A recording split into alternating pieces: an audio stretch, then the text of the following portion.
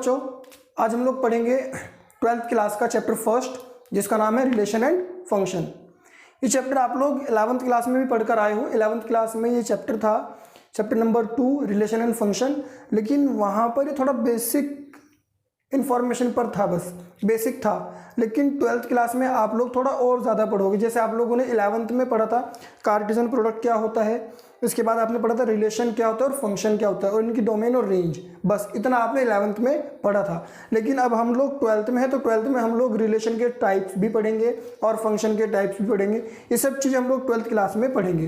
तो हम लोग एक बार थोड़ा सा 11th को रिवाइज करते हैं। आप लोग कार्टेशियन प्रोडक्ट देख लीजिए क्या होता है, डोमेन और रेंज देख लीजिए क्या होता है, उसके बाद हम लोग आगे चलेंगे। देखिए कार्टेशियन प्रोडक्ट क्या है, मैंने बोला कि let A and B, A और B, let A and B are two non empty sets, A और बी दो नॉन एम्प्टी सेट्स है। The set of all ordered pair, ordered pair A comma B, जितने भी ordered pair बनेंगे इनका जो set होगा, such that first element is belongs to set A and second element belongs to set B, is called Cartesian product, is called Cartesian product of set A with set B and is denoted by A cross B. मैं आप लोगों को इसका एक example लेकर दिखाता हूँ। Example देखिए, मैंने बोला एक सेट है ए 2,3, एक सेट है बी ए, बी। अब मुझे चाहिए बच्चों इसमें ए क्रॉस बी, तो ए क्रॉस बी क्या होगा, 2, ए 3, ए 2, बी 3, बी, ये हुआ ए क्रॉस बी। और अगर मुझे चाहिए होता बी क्रॉस ए, तो बी क्रॉस ए क्या होगा, ए 2, ए 3, बी 2, बी 3, ये होगा बी क्रॉस ए। मतलब अगर यहाँ पर बी पहले लिखा है तो हर एक एलिमेंट बी का पहले होगा और ए का बाद में होगा। तो ये हुआ हमारा कार्टेशियन प्रोडक्ट। अब आप लोग जान लीजिए कि नंबर ऑफ एलिमेंट्स कितने होते हैं। ये चीज़ें मैं 11th में आप लोगों को बता चुका हूँ। तो नंबर ऑफ एलिमेंट्स क्या होंगे, मान लीजिए m इंटू एन। m क्या है, number of elements in A, elements in A, और n क्या है, number of elements in B. यहां पर ए क्रॉस बी के एलिमेंट्स कह सकते हो इनको, या फिर आप ऑर्डर्ड पेयर कह सकते हो, ऑर्डर्ड पेयर। ठीक है, अब हम लोग आ जाते हैं, अगला वर्ड है हमारा, हम लोग पहले बात करते हैं रिलेशन क्या है।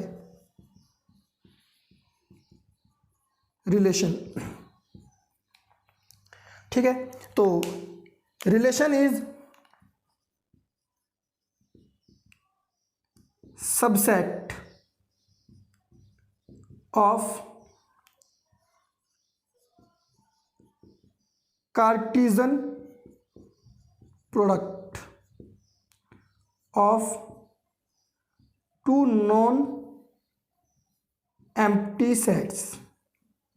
दो नॉन एम्प्टी सेट्स के कार्टेशियन प्रोडक्ट का जो सबसेट होगा उनको हम क्या बोलेंगे, रिलेशन बोलेंगे। इट इज डिनोटेड बाय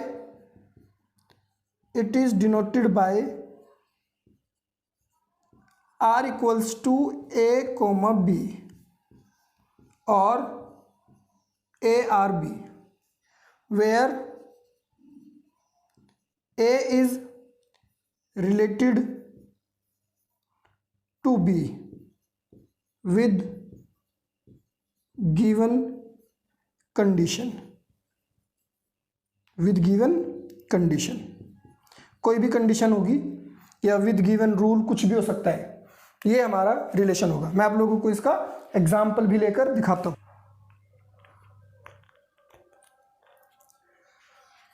देखिए मैंने बोला, एक एग्जाम्पल लिया मैंने कि ए एक सेट है, मान लीजिए एक सेट है 1 2 3 4 5, 1 2 3 4 5। या इसको आप अप टू 14 ले जाइए। चलिए एक एग्जांपल ले लेते हैं हम लोग।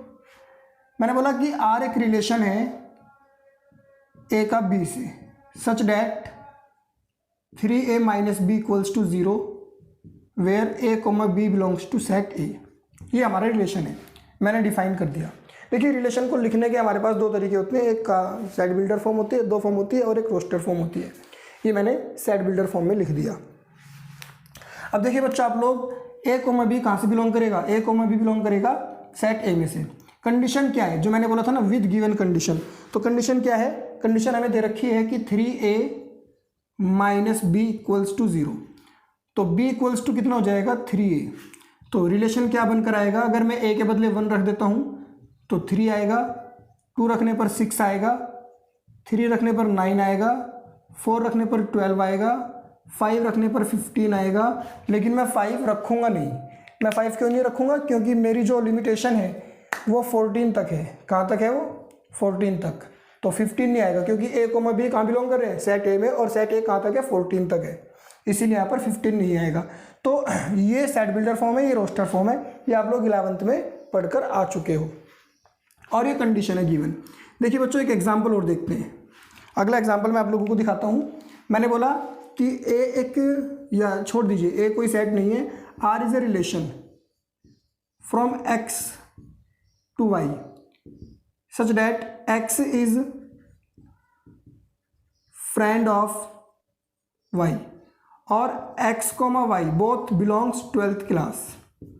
दोनों कहाँ से बिलोंग करते हैं, 12th क्लास से। तो कंडीशन क्या हो गई, x is friend of y। मैंने क्या बोला है, मैंने बोला है कि a is related to b, a b से रिलेटेड है अंडर एनी कंडीशन, जो भी कंडीशन हमें गिवन होगी। क्वेश्चन में कंडीशन जरूर गिवन होगी तभी रिलेशन बनता है। चलिए ये आप लोगों को समझ में आया कि रिलेशन क्या होता है। रिलेशन होता है सबसेट ऑफ कार्टेशियन प्रोडक्ट, जो कि हम लोग 11th क्लास में पढ़कर आ चुके हैं।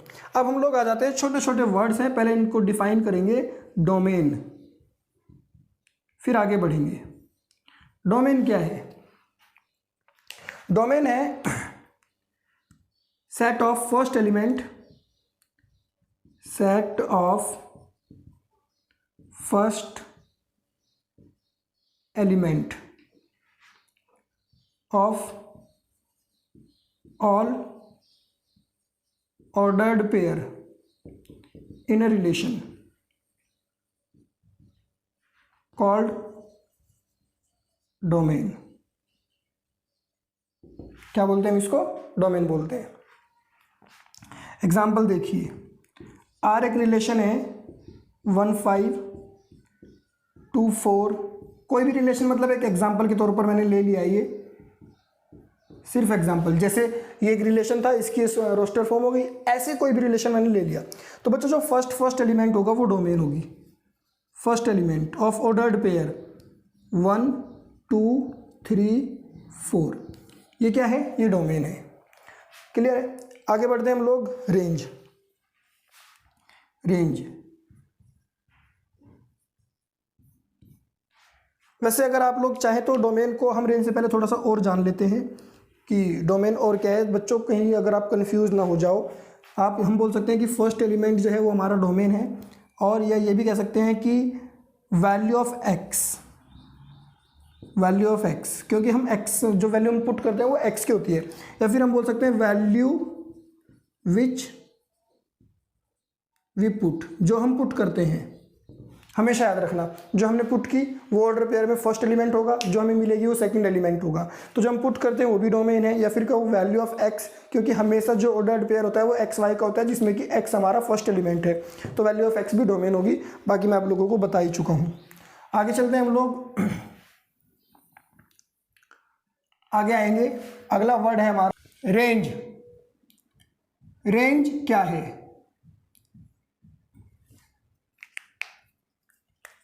सेट ऑफ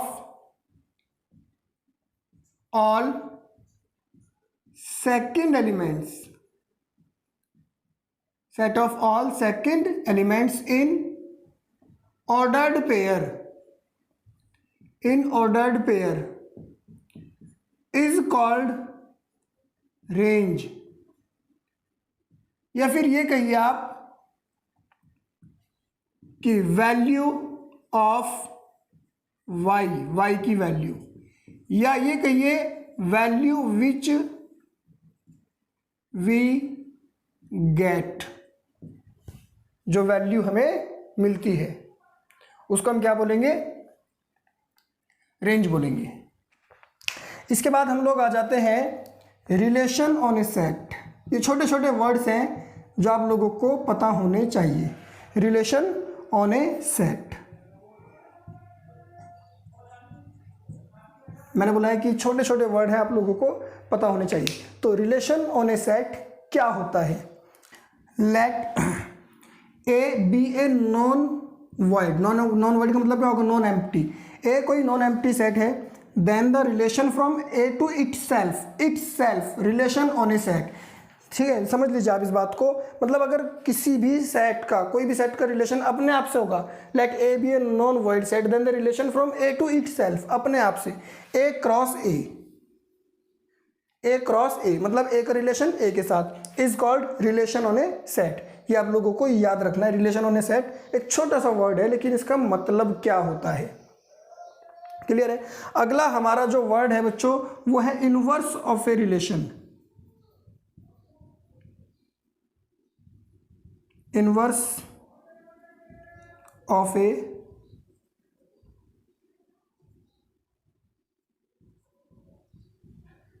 रिलेशन, ये अगला वर्ड है। देखिए इसका मतलब क्या है, इनवर्स ऑफ ए रिलेशन का मतलब क्या है। Let A B two sets, A और बी दो सेट है, and R be a relation, और आर एक रिलेशन है from a set A to a set B. R एक रिलेशन है एक सेट ए से सेट बी का।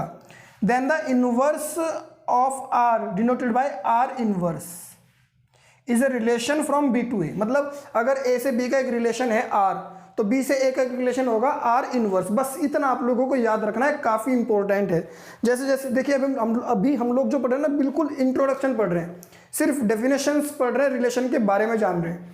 आगे बढ़ते हैं। And is defined by R inverse equals to B comma A, जहां पर बी और ए दोनों किस में बिलोंग करेंगे, आर में बिलोंग करेंगे। अब इसके बाद आ जाते हैं, अगर ए कोमा बी आर में बिलोंग कर रहे हैं तो भाई याद रखना B comma A B R inverse में बिलोंग करेंगे। बी कोमा ए किस में बिलोंग करेंगे, आर इनवर्स में। मतलब आप इतना समझ लीजिए, बहुत ही आसान सी बात है कि जो डोमेन है आर की, जो डोमेन है आर की, वो रेंज होगी आर इनवर्स की, और जो रेंज है आर की वो डोमेन होगी आर इनवर्स की। इतनी छोटी छोटी बातें आप लोगों को याद रखनी है। अब मैं आप लोगों को इसका एक छोटा सा एग्जांपल दिखाता हूं। मान लीजिए ए एक सेट है 1 2 3, और बी एक सेट है ए बी, और आर कोई रिलेशन है, कोई भी रिलेशन है ए से बी का, 1a 2b 3b, मान लीजिए रिलेशन है। तो बच्चों आर इनवर्स क्या होगा, आर इनवर्स होगा a1 b2 b3, ये आर इनवर्स होगा। अब मैंने आप लोगों को सारी डेफिनेशंस बता दी हैं। अब हम लोग आ जाते हैं जो हमारी अगली हेडिंग है, अगला टॉपिक हमारा types of relation. Types of relation, ये हमारा अगला टॉपिक है। क्लियर है। अब आप इसको पहले नोट कर लीजिए, फिर मैं आपको आगे पढ़ाता हूं। जल्दी नोट करिए। हाँ तो बच्चों, अब हम लोग आ जाते हैं types of relations. Types of relations में सबसे पहले हम लोग कौन कौन सी चीजें पढ़ेंगे, वाइड, यूनिवर्सल एंड आइडेंटिटी। ये तीन रिलेशन हम लोग पढ़ेंगे, वाइड, यूनिवर्सल और आइडेंटिटी रिलेशन। चलिए इनमें सबसे पहले हम लोग शुरू करते हैं। वाइड रिलेशन क्या है, वाइड या एम्प्टी या नल रिलेशन। जैसा हम लोगों ने 11th क्लास चैप्टर फर्स्ट में नल सेट पढ़ा था। मैंने बोला let A be a set, A be a set and phi is subset of A cross A. Phi क्या है? ए क्रॉस ए का सबसेट है, ठीक है। And it is a relation, and so it is a relation, और एक relation है, तो then relation is void.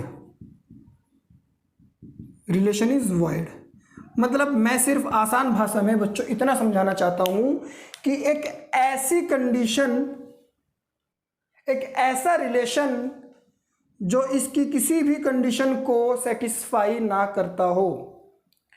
Like A be a set, A एक सेट है और ए क्रॉस ए एक रिलेशन बना लिया हमने। ए क्रॉस ए में कोई रिलेशन बना लिया मतलब कार्टेशियन प्रोडक्ट, सुना है ना आप लोगों ने नाम। ए क्रॉस ए कार्टेशियन प्रोडक्ट है। अब हमें रिलेशन के अंदर ऐसी कंडीशन दी हुई है जो कंडीशन इसके किसी भी ऑर्डर्ड पेयर को सेटिस्फाई नहीं कर पा रही, ये कंडीशन दी हुई है।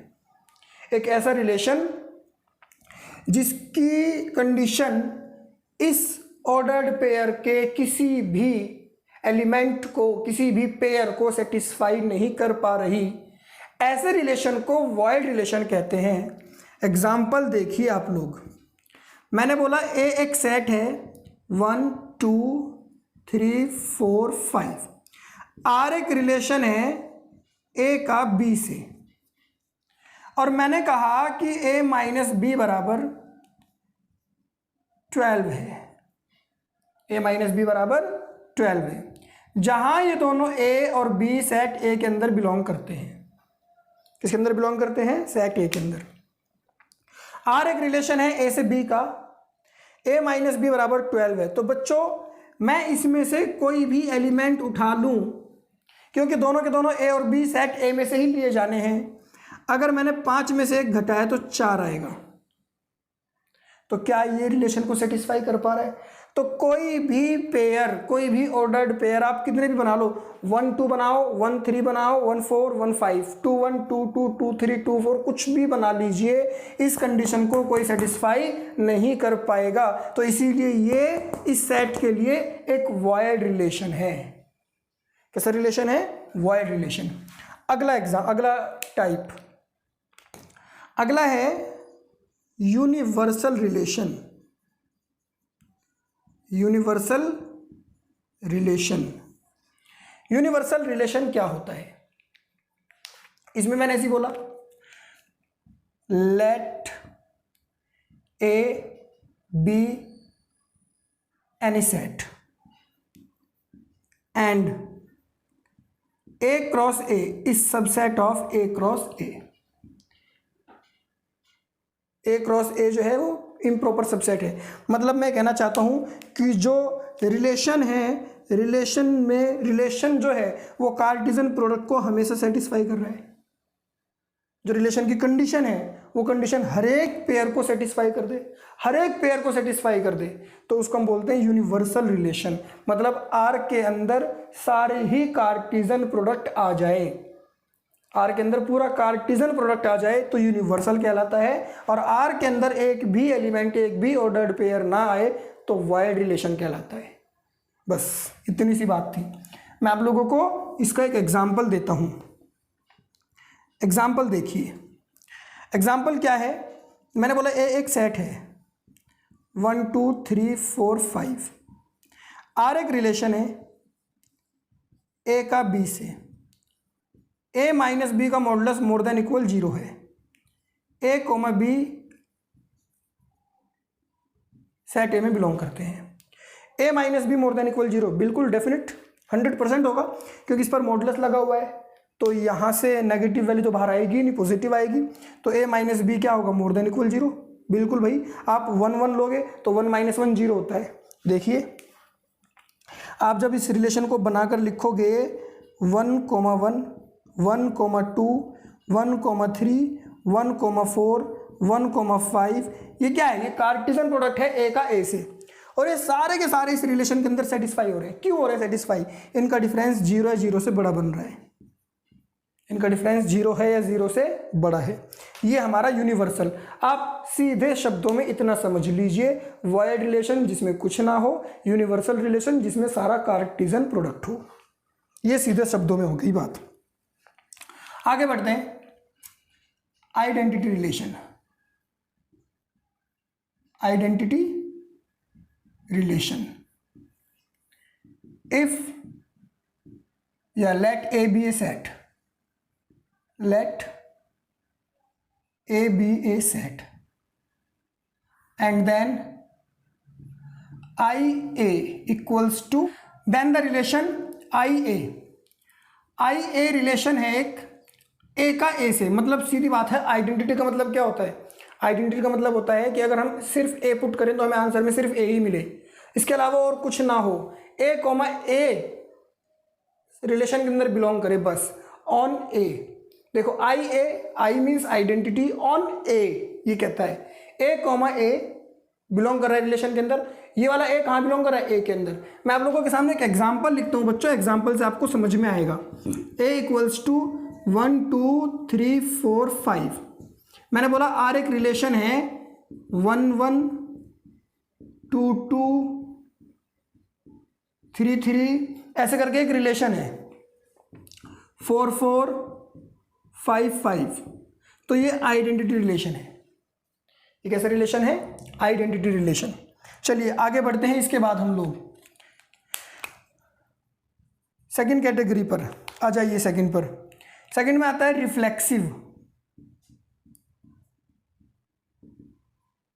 Reflexive relation, A relation R on set A, एक रिलेशन सेट ए पर is said to be reflexive, उसको हम रिफ्लेक्सिव बोल सकते हैं।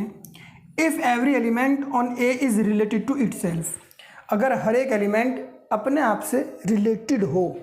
मैं आप लोगों के सामने एग्जाम्पल लिखता हूँ। ए 1 2 3, मैंने बोला आर एक रिलेशन है, मैंने बोला अपने आप से रिलेटेड हो। और बच्चों आइडेंटिटी रिलेशन में भी मैंने ऐसा ही बोला था, A set then the relation is called identity relation. मतलब यहां पर भी मैंने ए कोमा ए बोला था, ए कोमा ए ही आर के अंदर बिलोंग करता हो। तो इस हिसाब से तो आइडेंटिटी रिलेशन रिफ्लेक्सिव रिलेशन होना चाहिए। नहीं बच्चों, ऐसा नहीं है। देखिए समझिए मेरी बात को, मतलब मैं ये नहीं कह रहा कि आइडेंटिटी रिफ्लेक्सिव नहीं है। इस हिसाब से तो मैं कहना चाहता हूं कि आइडेंटिटी और रिफ्लेक्सिव सेम होना चाहिए। नहीं, ऐसा नहीं है। क्यों नहीं है? क्योंकि रिफ्लेक्सिव में ए कोमा ए होना जरूरी है for all elements. A comma A होना जरूरी है फॉर ऑल एलिमेंट्स।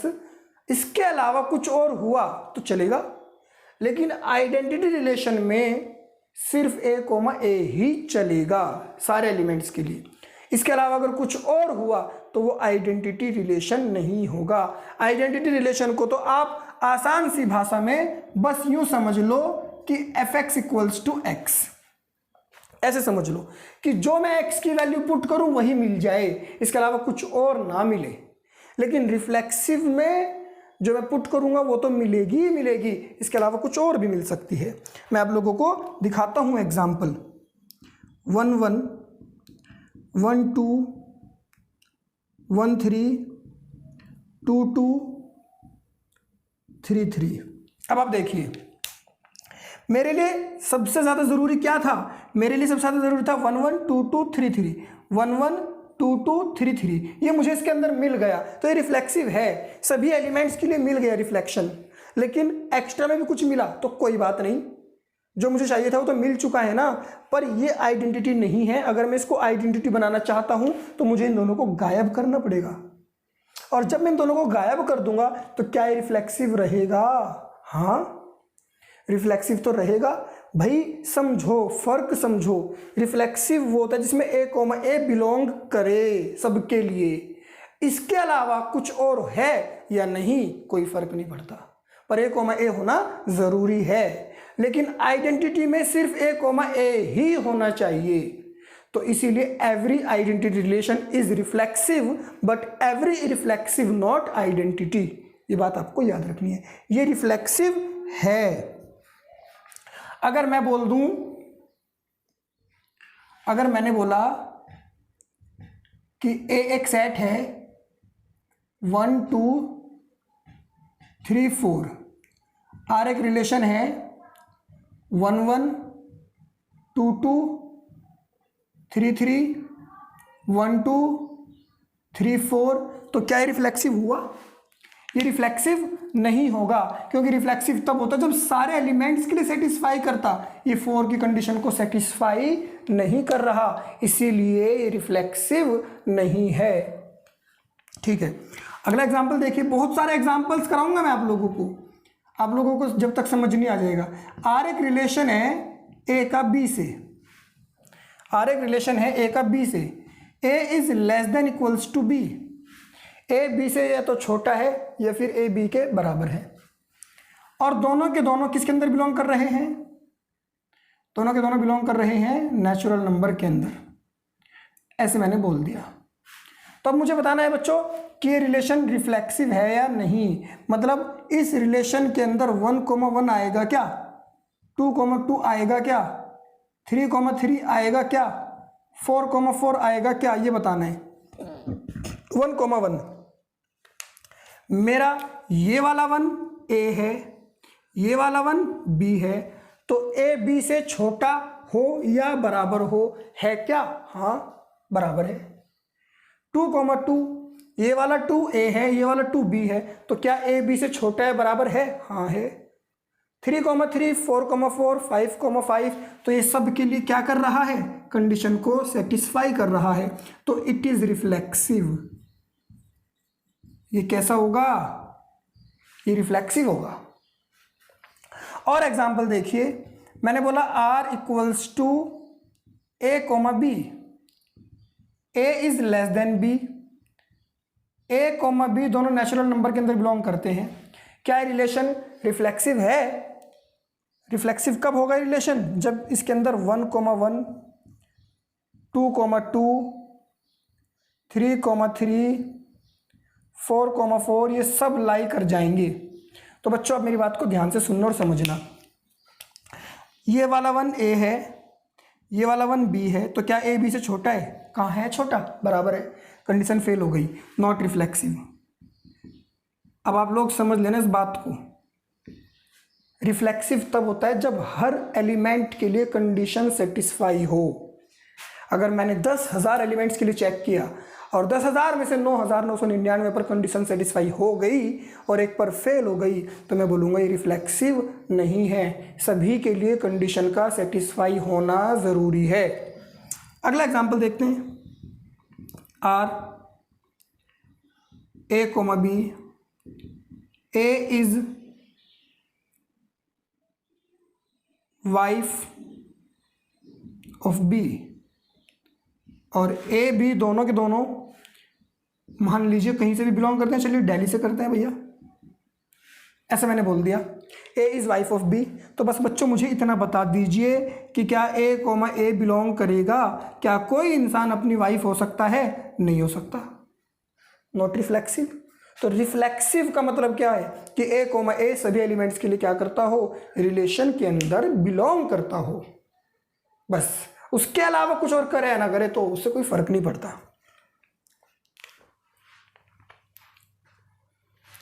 देखिए symmetric relation, A relation R on A set A is said to be symmetric. एक रिलेशन को हम सिमेट्रिक कब बोलेंगे? एक रिलेशन को सिमेट्रिक रिलेशन कब बोला जाएगा? इफ इसने बोला कि अगर ए कोमा बी आर के अंदर बिलोंग करता है, ए कोमा बी रिलेशन में बिलोंग करता है, तो implies B comma A belongs to R. मतलब अगर ए कोमा बी आर के अंदर बिलोंग करता है तो बी कोमा ए भी आर के अंदर बिलोंग करना चाहिए। या ये कहना चाहता है कि अगर ए बी से रिलेटेड है, ए बी से रिलेटेड है तो बी भी ए से रिलेटेड हो, इसको हम बोलते हैं सिमेट्रिक रिलेशन। मैं आप लोगों को इसके और एग्जाम्पल दिखाता हूं। एग्जाम्पल देखिए, मैंने बोला आर एक रिलेशन है जिसमें 1 2 2 1 3 4 4 5 ये आर एक रिलेशन है। अब आप लोगों ने बताना है कि ये सिमेट्रिक है या नहीं।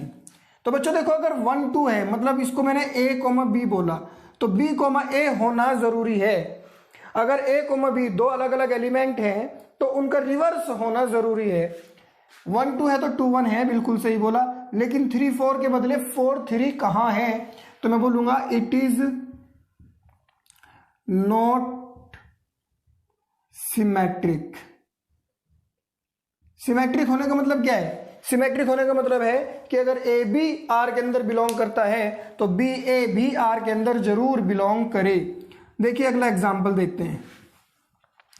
अगला एग्जांपल है आर एक रिलेशन है 1 2 3 5 2 1 5 3। अभी पूछ रहा है कि क्या ये सिमेट्रिक रिलेशन है? तो देखो बच्चों, जब 1 2 है तो 2 1 यस, 3 5 है तो 5 3 yes, it is symmetric. It is symmetric relation. ये सिमेट्रिक रिलेशन है। सभी एलिमेंट्स के लिए ए बी है तो बी ए अगर हुआ तो सिमेट्रिक रिलेशन है, वरना नहीं है। सभी एलिमेंट के लिए होना चाहिए, ऐसा नहीं होना चाहिए कि कुछ के लिए है और कुछ के लिए नहीं है। अब आप एक काम करो, इसको नोट करो, फिर मैं इसके और एग्जांपल आपको कराता हूं। जल्दी से नोट करिए।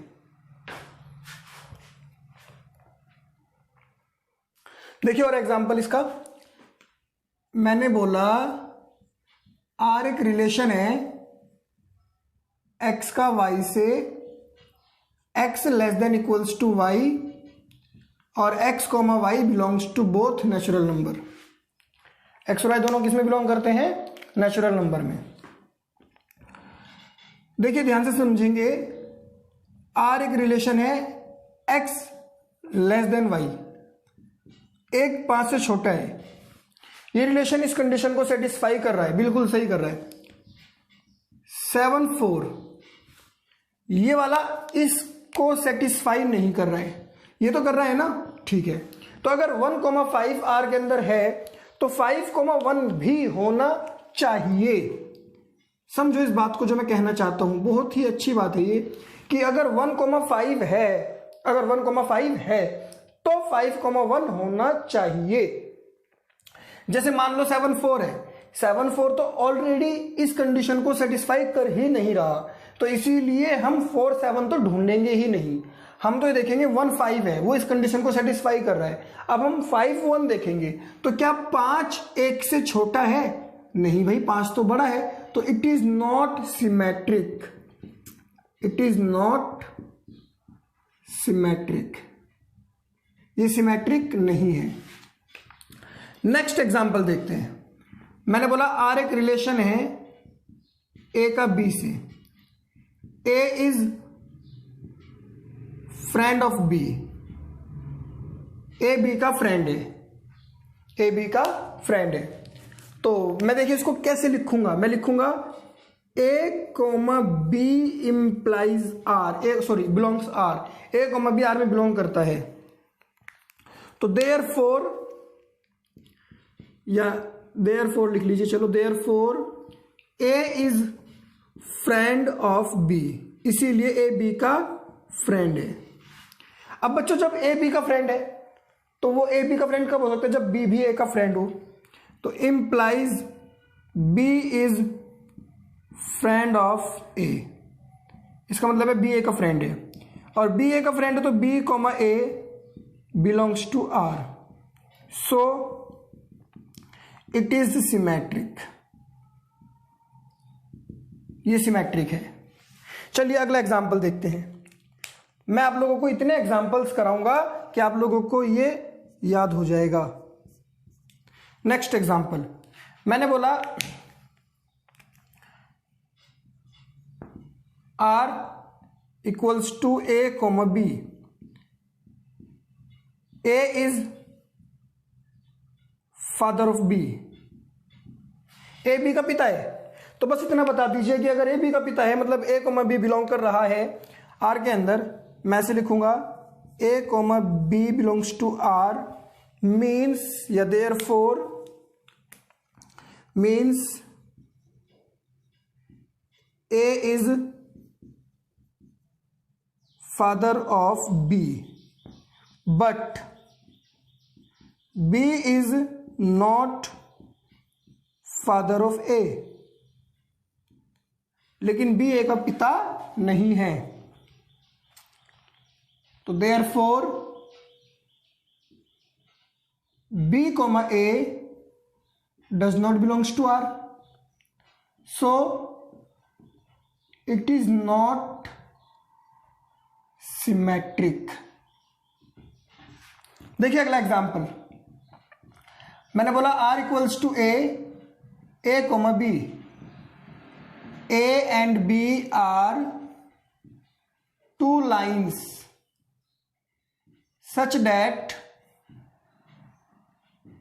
A is perpendicular to B. A और B दो लाइन है इस तरह की A B के परपेंडिकुलर है. A comma B belongs to R. A comma B R के अंदर बिलोंग कर जाए तो इसका मतलब क्या है? Means A is perpendicular to B implies B is perpendicular to A. भाई जब ए बी के परपेंडिकुलर है तो बी भी ए के परपेंडिकुलर होगा. इसका मतलब बी कॉमा ए बिलोंग करेगा आर में, सो इट इज सिमेट्रिक. बच्चों समझ लेना, हर एक एलिमेंट के लिए बिलोंग करना चाहिए. ऐसा नहीं हो कि कुछ के लिए बिलोंग कर जाए कुछ के लिए ना करे. अगर एक जगह भी जाकर फेल हो गया ना तो हम बोलेंगे it is not symmetric, it is not reflexive. दोनों सबके लिए होता है, कहीं भी फेल नहीं होना चाहिए, कहीं भी फेल नहीं होना चाहिए. अब तीसरा है, रिफ्लेक्सिव हो गया, सिमेट्रिक हो गया. इसके बाद transitive relation. Let A be any set, माना ए कोई सेट है. A relation R on A is said to be transitive. उस रिलेशन को हम ट्रांजिटिव कब कहेंगे? अगर ए कॉमा बी आर के अंदर बिलोंग कर रहा है, मतलब ए बी से रिलेटेड है अंडर गिवन कंडीशन, और बी कॉमा सी भी आर के अंदर बिलोंग कर रहा है. देखो बच्चों याद रखना, पहले ए बी को बिलोंग करना पड़ेगा और फिर बी सी को बिलोंग करना पड़ेगा. मतलब ये इसका फर्स्ट एलिमेंट है, ये इसका सेकंड एलिमेंट है, ये इसका फर्स्ट है तो इसका सेकंड इसका फर्स्ट सेम होना चाहिए. इसका सेकंड इसका फर्स्ट कैसा होना चाहिए? सेम. अगर ए बी आर के अंदर बिलोंग कर रहा है, ए बी कंडीशन को सेटिस्फाई कर रहा है, बी सी भी आर के अंदर बिलोंग कर रहा है, बी सी भी कंडीशन को सेटिस्फाई कर रहा है, तब रिलेशन के अंदर ए सी का बिलोंग करना जरूरी है ट्रांजिटिव होने के लिए. मतलब समझ लो, अगर ए बी है और बी सी है तो फिर ए सी होना चाहिए. अगर हुआ तो ट्रांजिटिव और नहीं हुआ तो non transitive for all A B C. या आप ऐसे कहो कि अगर ए बी से रिलेटेड है और बी सी से रिलेटेड है तो ए बी सी से रिलेटेड होना चाहिए. मैं आप लोगों के सामने एग्जाम्पल लेकर आता हूं. एग्जाम्पल देखिए, आर एक रिलेशन है 1 2 2 5 3 7 7 9 3 9. ये है. अब बच्चों जरा ध्यान से सुन लेना और समझ लेना, ये 3 7 है, ये 7 9 है. जहां ये खत्म वहां ये शुरू, तो अब 3 9 का होना जरूरी है. अगर हुआ तो ट्रांजिटिव है. हाँ है 3 9 तो सही है. आगे देखो, ये 1 2 ये 2 5. अब 1 5 होना जरूरी है. 1 5 तो है ही नहीं, 1 5 तो है ही नहीं, तो यहां ये फेल हो गया. मैं बोलूंगा it is not transitive, it is not transitive. चलिए अगला एग्जांपल देखते हैं.